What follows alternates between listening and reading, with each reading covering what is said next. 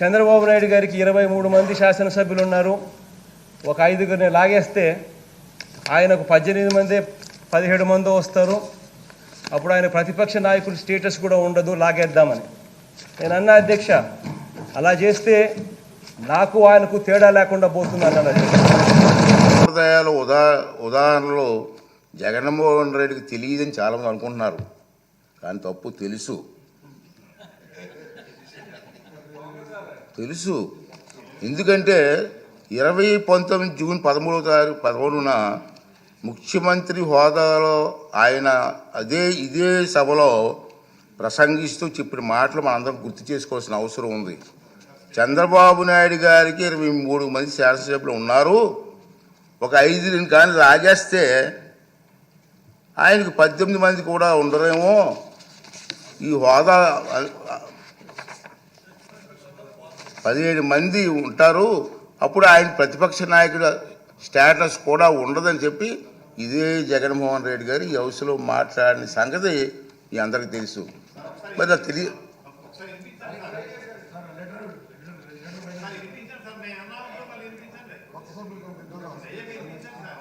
అదే చెప్తాం కదా.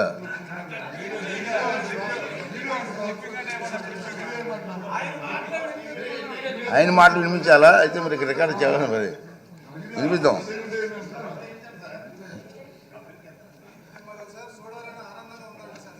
అతనే చెప్పారు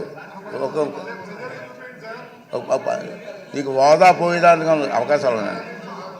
మరి తెలియదనే మాట అది వాస్తవం కాదని చెప్పి అందరికీ అర్థమవుతుంది.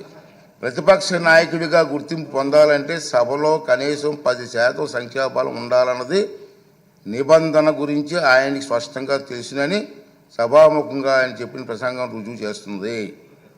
ఇలా కోరి మతిమరుపు తెచ్చుకోవడం మాజీ ముఖ్యమంత్రిగా, మాజీ ప్రతిపక్ష నాయకుడిగా ఆయన హోదాకు తగిన కాదని నా అభిప్రాయం. రాజ్యాంగం సభా నిబంధనల ప్రకారంగా స్పీకర్కు దురుద్దేశాలు ఆపాదించడం సభా హక్కుల ఉల్లంఘన కిందకు వస్తుందని మీ అందరికీ తెలుసు. ఈ పాయింటే. అయినప్పటికీ వైఎస్ జగన్మోహన్ రెడ్డి ఇప్పటి వరకు సాధించిన దుష్ప్రచారాన్ని సంధి ప్రేలాపనలు అంటాను నేను. మా సైడ్ సంధి ప్రేలాపనలు అంటారండి. సంధి ప్రేలాపనలను పరిగణలోకి ప్రేలాపనలుగా పరిగణించి క్షమిస్తున్నాను, సభాపతి హోదాలో క్షమిస్తున్నాను. ఈ ధోరణి ఇలాగే కొనసాగిస్తే భవిష్యత్తులో ఎలాంటి చర్యలు తీసుకోవాలనేది ఈ సభలోని సభ్యుల సమిష్టి విజ్ఞతకు వదిలేస్తున్నాను. రూలింగ్ అవునండి, మీరు సభాపతి చేశారు కదా. ఈ సందర్భంగా మహానుభావుడు శ్రీ నందమూరి తారక రామారావు గారి ప్రజాసేవలో ఉన్నవారికి చెప్పిన తారక మంత్రం గుర్తు చేసుకుందాం. తారక మంత్రం సార్, ప్రజలే దేవుళ్ళు, సమాజమే దేవాలయం. ఈ శాసనసభ ప్రజలు అనేక దేవుళ్ళు నేరుగా ఎన్నుకున్న దేవాలయం. మళ్ళీ ఒకసారి రిపీట్ చేస్తాను, ఈ శాసనసభ ప్రజలు అనే దేవుళ్ళు నేరుగా ఎన్నుకున్న దేవాలయం. ఇది మనకు దేవాలయం లాంటిది. స్పీకర్గా నా బాధ్యత ఈ దేవాలయానికి నేను పూజారిగా పనిచేస్తున్నాను మాత్రమే, అంతే కదండి. దేవుడు తిరస్కరించిన వరాన్ని పూజారి నుండి ఆశించడం ఎంత తప్పు కదండి.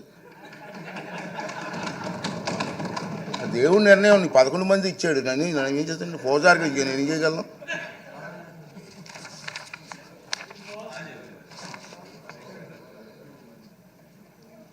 ఈ నియోజకవర్గాల్లో ప్రజలు ఈ సందర్భంగా వాళ్ళ సభ్యులు కూడా రావట్లేదు, మీరు చూస్తూనే ఉన్నారు. ఈ సందర్భంగా సభకు దూరంగా ఉంటున్న సభ్యులకి నా విజ్ఞప్తి ఏంటంటే, మీ నియోజకవర్గాల్లో ప్రజలు మీకు ఇచ్చిన గౌరవాన్ని, బాధ్యతను గుర్తు చేసుకోండి. మీకు సభకు దూరంగా ఉంటే మీ నియోజకవర్గాల సమస్యలు సభలో ఎవరు ప్రస్తావిస్తారు? వాటికి పరిష్కారాలు ఎలా సాధిస్తారు? ఈ బాధ్యతను గుర్తించి మిమ్మల్ని నమ్ముకున్న మీ ప్రజల గొంతు వినిపించడానికి సభకు హాజరు కావాలని రాజ్యాంగం మీకు అప్పగించిన బాధ్యతను సమర్థవంతంగా నిర్వహించాలని విజ్ఞప్తి చేస్తున్నాను. నమస్కారం. ఈ రూలింగ్ తాలూకు ఇంగ్లీష్ కాపీని కూడా సభ రికార్డులో భాగంగా ఉంటుందని చెప్పి సందర్భం మనం చేస్తూ మీ అందరి దగ్గర సెలవు తీసుకున్నానండి. ఈ రూలింగ్ ఇవ్వాలనే ఉద్దేశంతో దీన్ని తెర వేయాలి, ఎక్కడో తెర వేయకపోతే పబ్లిక్ అందరికి తెలియాలా, అందుకే సామాన్యులకు అర్థమైన విధంగా చెప్పాలనే ఉద్దేశంతో నేను ఈ టైం తీసుకోవడం జరిగిందని చెప్పి మనం చేస్తూ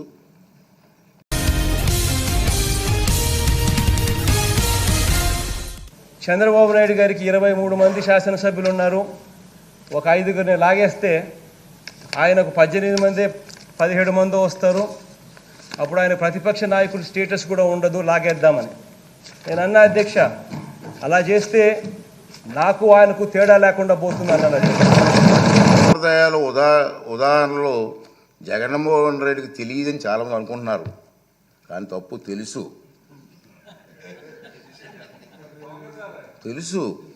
ఎందుకంటే 2019 జూన్ 13న ముఖ్యమంత్రి హోదాలో ఆయన ఇదే సభలో ప్రసంగిస్తూ చెప్పిన మాటలు మనందరం గుర్తు చేసుకోవాల్సిన అవసరం ఉంది.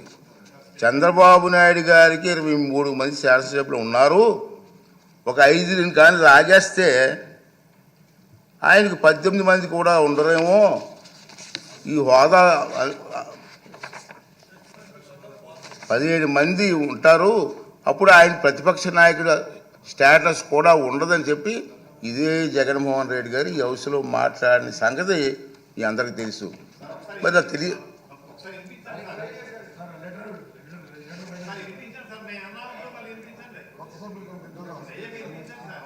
అదే చెప్తాం కదా.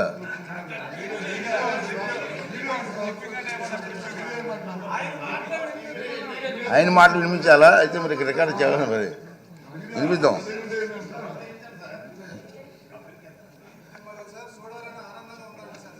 అతనే చెప్పారు, నీకు హోదా పోయేదానికి అవకాశాలు ఉన్నాయి. మరి తెలియదనే మాట అది వాస్తవం కాదని చెప్పని అందరికీ అర్థమవుతుంది. ప్రతిపక్ష నాయకుడిగా గుర్తింపు పొందాలంటే సభలో కనీసం 10% సంఖ్యాబలం ఉండాలన్నది నిబంధన గురించి ఆయనకి స్పష్టంగా తెలుసునని సభాముఖంగా ఆయన చెప్పిన ప్రసంగం రుజువు చేస్తుంది. ఇలా కోరి మతిమరుపు తెచ్చుకోవడం మాజీ ముఖ్యమంత్రిగా, మాజీ ప్రతిపక్ష నాయకుడిగా ఆయన హోదాకు తగిన కాదని నా అభిప్రాయం.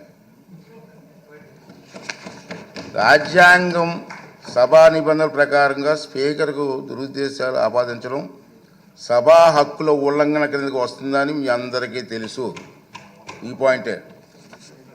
అయినప్పటికీ వైఎస్ జగన్మోహన్ రెడ్డి ఇప్పటి వరకు సాధించిన దుష్ప్రచారాన్ని సంధి ప్రేలాపనలు అంటాను నేను. మా సైడ్ సంధి ప్రేలాపనలు అంటారండి. సంధి ప్రేలాపనలను పరిగణలోకి ప్రేలాపనలుగా పరిగణించి క్షమిస్తున్నాను, సభాపతి హోదాలో క్షమిస్తున్నాను.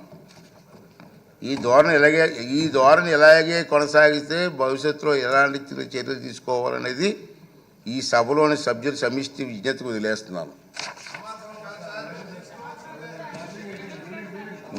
రూలింగ్ అవునండి, మీరు సభాపతి చేశారు కదా. ఈ సందర్భంగా మహానుభావుడు శ్రీ నందమూరి తారక రామారావు గారి ప్రజాసేవలో ఉన్నవారికి చెప్పిన తారక మంత్రం గుర్తు చేసుకుందాం. తారక మంత్రం సార్, ప్రజలే దేవుళ్ళు, సమాజమే దేవాలయం. ఈ శాసనసభ ప్రజలు అనేక దేవుళ్ళు నేరుగా ఎన్నుకున్న దేవాలయం.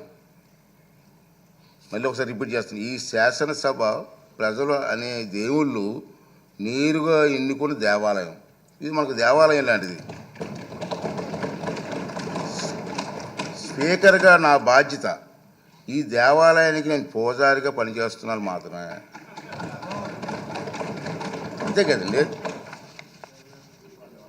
దేవుడు తిరస్కరించిన వరాన్ని పూజారి నుండి ఆశించడం ఎంత తప్పు కదండి. దేవుడి నిర్ణయం 11 మంది ఇచ్చాడు, నన్ను ఏం చేస్తాను? పూజారికి నేను ఏం చేయగలను?